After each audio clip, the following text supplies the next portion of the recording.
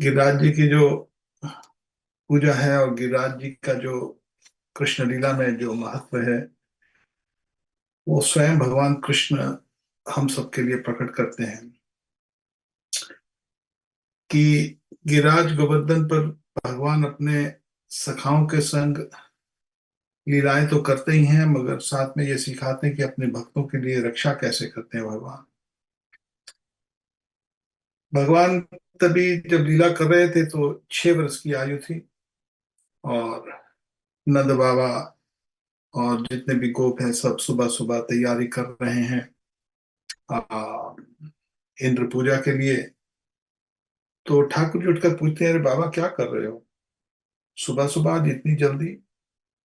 तो वो बोले कि बेटा आज इंद्र की पूजा करने की हम तैयारी कर रहे हैं। हम इंद्र पूजा करते हैं ताकि वो हम पर कृपा करें, ताकि वर्षा हो, वर्षा से हमारा जो है आ, हमारे गैया को खाने को मिलता है, घास वगैरह ये वो। तो इसलिए हम इंद्र को प्रसन्न करते हैं। तो वहां पर भगवान कृष्ण आ, नंद बाबा को कहते हैं, बाबा आपको इंद्र की पूजा नहीं करने की जरूरत है। उसका कारण क्या है कि जो भगवान की जब पूजा करते हैं तो सब देवता पूज जाते हैं, और गिरिराज जी जो साक्षात नारायण है, साक्षात कृष्ण है। तो भगवान कृष्ण ने कहा नंद बाबा को कि बाबा आप गैया की पूजा करो और गिरिराज गोवर्धन की पूजा करो जो हमारी गैयों को पालते हैं।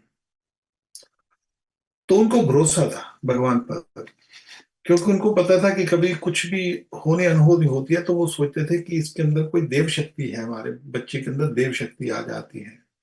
उनको ये नहीं पता कि वही साक्षात कृष्ण है, वही परम ब्रह्म कृष्ण है, सब कुछ वही है, सब कुछ उनसे ही अधिभूत होता है। वो तो भगवान के कृष्ण के प्रेम में इतने पागल थे कि उनको दिखाई ही नहीं देता था कि वो भगवान है।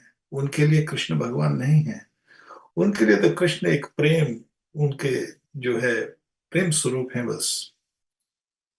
तो यहाँ पर उन्होंने जब इंद्र की पूजा बंद कर दी तो इंद्र रुष्ट हो जाता है।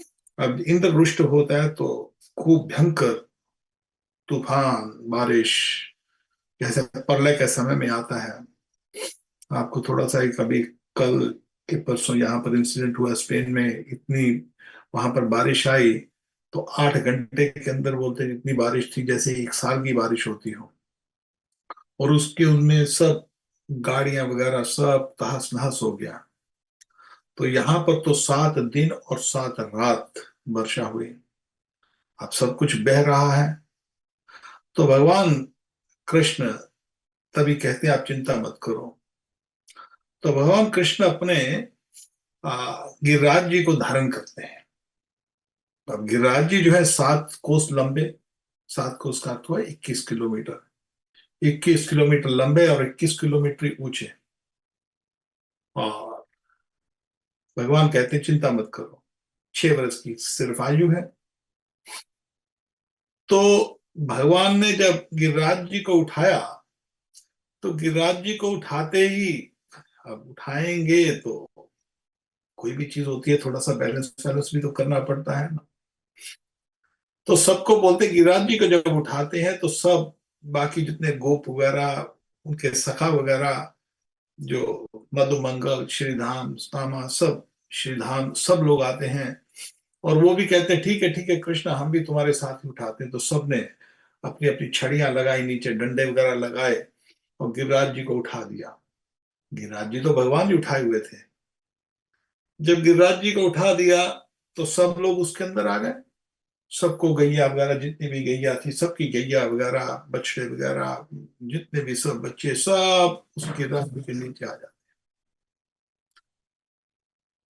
अब गिरिराज जी के नीचे आते हैं तो अब सबने डंडा वगैरह लगाया तो स्थिर हो गया गिरिराज जी। जब गिरिराज जी स्थिर होते हैं तो देखा देखो हमारे हमने सबने उठा लिया, गिरिराज जी चिंता मत करो कन्हैया। तो कृष्ण कहते हैं भाई ऐसा है कि गिरिराज आपने गिरे तो मैंने उठाया है। अरे ऐसे कैसे उठा सकते हैं आप?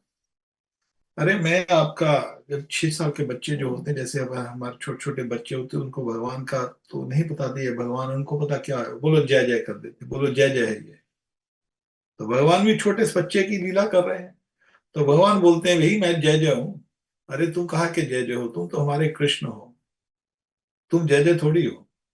जय जय का अर्थ है भगवान विष्णु कृष्ण जो परम ब्रह्म है। तो अरे नहीं जय जय हूँ, तेरे को तुमको पता नहीं, मैंने पूतना को मारा, मैंने अकासुर को मारा, मैंने वो सुर को मारा, कितने असुरों को मारा। अरे नहीं नहीं, वो तुमने थोड़ी मारा, वो तो कुछ ऐसा ही आवेश आ जाता है, कोई तुम्हारे अंदर जादू टोने का कोई होगा थोड़ा बहुत। तो ऐसा थोड़ी, तुम कोई जय जय नहीं।